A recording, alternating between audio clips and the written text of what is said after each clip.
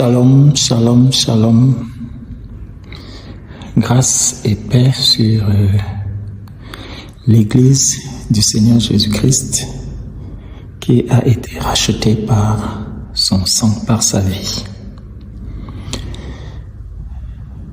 Je viens aujourd'hui nous raconter un songe que j'ai fait dans la nuit du samedi 2 mai 2026. Attention, attention, attention. Donc le Saint-Esprit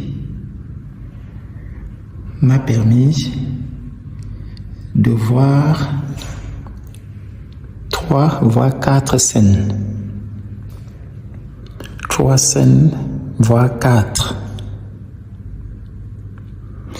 La première scène concernait un rassemblement et lors de ce regroupement, il y avait d'un côté les femmes, de l'autre les hommes. Et les enfants étaient à un autre endroit. Du coup, le Saint-Esprit m'amène d'abord là où se trouvaient les femmes. Et ces femmes étaient... on attendait certainement beaucoup d'autres femmes, mais certaines étaient déjà là. Ce n'était pas seulement les femmes de conducteurs, parce qu'il y a, j'ai reconnu d'autres qui ne sont pas des femmes de conducteurs qui étaient présentes. Donc c'était toutes les femmes en réalité. Et donc, ces femmes étaient là et elles attendaient Maman Sarah. Et comme Maman Sarah tardait à venir, elles ont commencé à murmurer. Elles murmuraient, disant que voilà, mais qu'est-ce qui se passe? Elle est passée, elle nous a pourtant vus, elle est venue faire un tour, elle est repartie, nous sommes là, mais comment elle peut nous traiter comme ça et tout. Bref, les murmures ont commencé. Et pendant qu'elles étaient en train de murmurer, je me suis retrouvé à l'endroit où se trouvaient les hommes.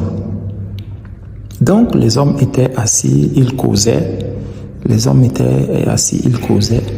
Et pendant qu'ils causaient, il y avait une personne qui était là, que je connais aussi bien, et qui me présentait son état, qui me parlait de son état. Et en fait, cette personne, elle a traversé des moments très très difficiles. Elle a traversé des moments très difficiles et elle en est sortie. Celui qui a des oreilles pour entendre, qu'il entende cette partie. Il a traversé des moments très difficiles. C'était par rapport à sa santé. Donc, il a traversé des moments très difficiles. C'était par rapport à son état de santé. Donc, il a souffert d'une maladie très grave. Et il en est sorti. Et il me racontait donc cette histoire. Après donc, le Saint-Esprit me fait partir de là. Et j'emprunte maintenant un ascenseur. La particularité de cet ascenseur, c'est que quand on prend l'ascenseur, généralement, on entre dans l'ascenseur. Mais au lieu que j'entre dans l'ascenseur, je suis plutôt resté à l'extérieur de l'ascenseur. Et je montais, l'ascenseur montait, mais moi j'étais à l'extérieur de l'ascenseur et je montais au même moment que l'ascenseur. Et donc quand je suis arrivé tout en haut, à l'extérieur, pas à l'intérieur de l'ascenseur. Je suis arrivé tout en haut et je suis descendu pratiquement sur la dalle, parce que tout en haut, c'était une dalle. Et je suis descendu donc au niveau de la dalle. Et je me rends compte que c'est bizarre parce que au niveau de la dalle, il y avait énormément d'eau. À la dalle, il y avait énormément d'eau. Donc, il a plu. Il y avait de l'eau. Mais, curieusement, cette eau, elle était là-haut. Mais ce qui était tout en bas n'était pas mouillé par cette eau-là. Il n'était pas dans cette eau, il n'était pas inondé par cette eau, mais il fallait sortir, aller jusqu'à la dalle en haut pour être maintenant trempé par savoir qu'il y a vraiment eu de l'eau qui a coulé, qu'il a plu. Et donc quand j'arrive, je commence donc à marcher et je me rends compte qu'il y a une salle c'était comme un hôpital. Et là, il y avait des enfants. Il y avait des enfants et je connais certains enfants qui étaient là. Et il y avait une femme qui s'occupait de ces enfants. Ces enfants aussi, ils avaient aussi une particularité. Et vraiment que le Seigneur vraiment fasse son œuvre, Et ces enfants étaient tellement bien, ils étaient tranquilles, ils étaient sereins, les enfants. Ils étaient tellement sereins avec la dame qui s'occupait de ces enfants. Et je sais que cette femme, elle avait beaucoup d'enfants aussi qui étaient là. Donc, je devais rester à cet endroit, mais comme j'ai vu que les enfants étaient vraiment aux petits soins, le Saint-Esprit m'a fait partir de là. Il m'amène maintenant dans une autre scène. Et dans cette scène-là, je me rends compte que c'était un rassemblement. Et c'est un rassemblement qui devait s'étaler sur plusieurs jours. Et donc, pendant le rassemblement, donc, je ne sais plus si c'était le premier ou le deuxième jour, mais je sais que au début, le frère Junior est donc arrivé. Il est arrivé, mais avec beaucoup de boîtes. Il avait beaucoup de boîtes. Et il a donc dit que chacun doit venir prendre une boîte. Et sur cette boîte, chacun devait mettre son nom, son prénom, date de naissance, son adresse.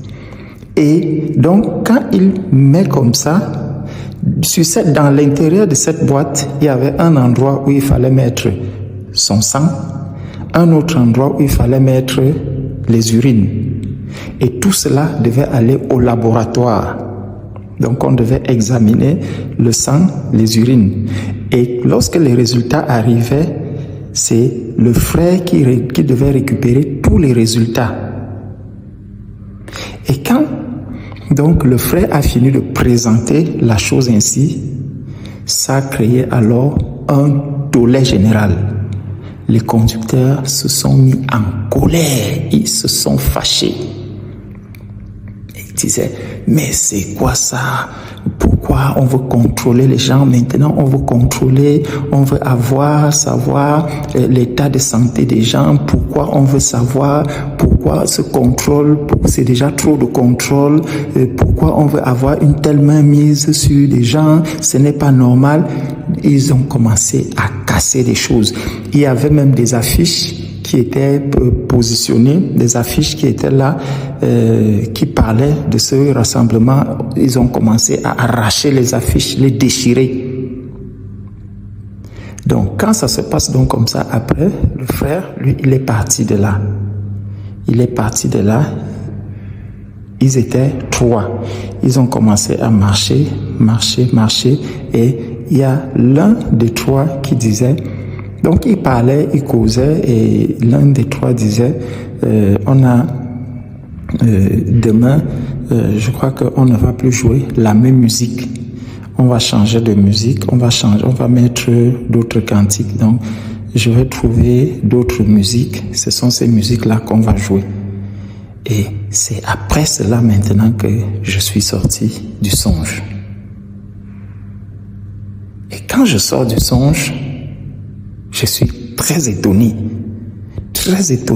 par tout ce que j'étais en train de voir. Et là, je commence à prier. Et pendant la prière, je reçois l'interprétation. Attention, les conducteurs. Attention, l'interprétation est magnifique. L'interprétation est magnifique. Que celui qui a des oreilles pour entendre, entende. Le Seigneur est à l'œuvre. Shalom, je vous aime. Je perds toutes mes forces, ma plus grande force, elle est en toi, Jésus. Mon espérance, elle est en toi, Jésus. Alléluia, Jésus. Fais-moi voir ta gloire, alléluia, Jésus. Fais-moi voir ta gloire, alléluia, Jésus. Fais-moi voir ta gloire, alléluia, Jésus.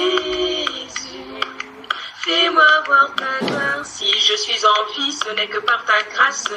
Je ne suis pas toute seule, comme tous ceux qui vivent sans espérance, qui ne te connaissent pas. Moi, ma seule force, elle est en toi, Jésus.